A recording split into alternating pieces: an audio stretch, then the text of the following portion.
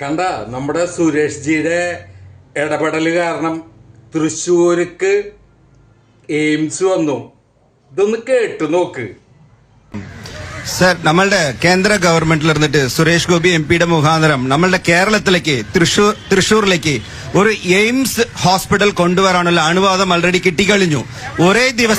ഒരേ ദിവസമാണ് കേരളത്തിലേക്കും തമിഴ്നാട്ടിലേക്കും ആ ഡോക്യുമെന്റ് കിട്ടിയത്. പക്ഷേ കേരളത്തിലെ ഇന്നും അതിനായിട്ടുള്ള സ്ഥലമോ ഇൻഫ്രാസ്ട്രക്ചർ ഫെസിലിറ്റീസോ ഒന്നും ഇതുവരെയും സെൻട്രൽ ഗവൺമെന്റ്. ഞാൻ ഇവിടുത്തെക്കാരനാണ്, തൃശ്ശൂർക്കാരനാണ്. നാട് തമിഴ്നാട്. ആലപ്പുഴയിലും സംസ്ഥാന എയിംസ് ഹോസ്പിറ്റലിന്റെ കാര്യമാണ് ഞാൻ ചോദിക്കുന്നത്. എയിംസിന് സ്ഥലം സംസ്ഥാന ഗവൺമെന്റ് ഏറ്റെടുത്തോട് നിങ്ങൾ എവിടുന്ന് വന്നത് എനിക്കറിയില്ല. എങ്ങാതി വെറുതെ എയിംസിന് സുരേഷ് ഗോപി പോലും പറഞ്ഞിട്ടില്ല. തമിഴ്നാട്ടിലിருந்து കിട്ടിയിട്ടുള്ള സ്ഥലവും അതിന്റെ ഇൻഫ്രാസ്ട്രക്ചർസ് കാര്യങ്ങളും ഇമ്മീഡിയറ്റ് ആയിട്ട് സാങ്ഷൻ ആയി. അവിടെ ഉദ്ഘാടനം കഴിഞ്ഞു.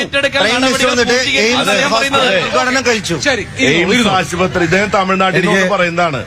കൂടെ ആൾക്കൂട്ടം കണ്ടപ്പോ കയറുന്നതാണോ എനിക്കറിയില്ല. ഏതായാലും ശരി, ഒരു കാര്യം പറഞ്ഞുതരാം. കേരളത്തില് എയിംസ് ആശുപത്രി വന്നു എന്നുള്ള കേന്ദ്രമന്ത്രിയായിട്ടുള്ള സുരേഷ് ഗോപി പോലും പറഞ്ഞിട്ടില്ല. അതിന് ഇതുവരെ സാങ്ഷൻ കിട്ടിയതായിട്ട് നമുക്കാർക്കും അറിയില്ല. കിട്ടിയാൽ നന്നായി.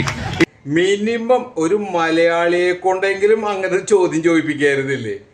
ഇതൊരു 500 രൂപയും 1/2 ലിറ്ററും കൊടുത്ത് ഒരു അണ്ണാച്ചിനെ കൊണ്ടുവന്ന് നിർത്തിയിട്ട് ഒരു സാധനം ചോദിച്ചത് നോക്കിയേ. അയാൾക്ക് വയറ് നിറച്ച് കിട്ടാഞ്ഞത് ഭാഗ്യം, ഓടിച്ചിട്ടടി കിട്ടാഞ്ഞത് തൃശ്ശൂരങ്ങാടിന്ന്. എന്തായാലും വല്ലാത്തൊരു ഗതികേട് ചേട്ടാ. ഇല്ലാത്ത കാര്യങ്ങൾ ഇങ്ങനെ പറഞ്ഞ് ഉണ്ട് എന്നങ്ങോട്ട് ബോധ്യപ്പെടുത്ത ജനങ്ങളുടെ മുന്നിൽ.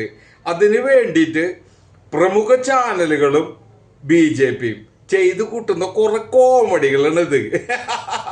ഇല്ലാത്തത് ഉണ്ട് എന്ന് അങ്ങോട്ട് പറയും, എന്നിട്ട് അതങ്ങോട്ട് ആ ഒരു ഉണ്ട് എന്ന് പറഞ്ഞ ഒരു കഷ്ണം മാത്രം കട്ട് ചെയ്ത് ഇങ്ങനെ സോഷ്യൽ മീഡിയയിൽ ഇട്ട് ഇങ്ങനെ അടിച്ച് കയറ്റിക്കൊണ്ടിരിക്കും. അപ്പൊ കേൾക്കണോന്നെച്ചാല് ഉണ്ടാവൂലേ?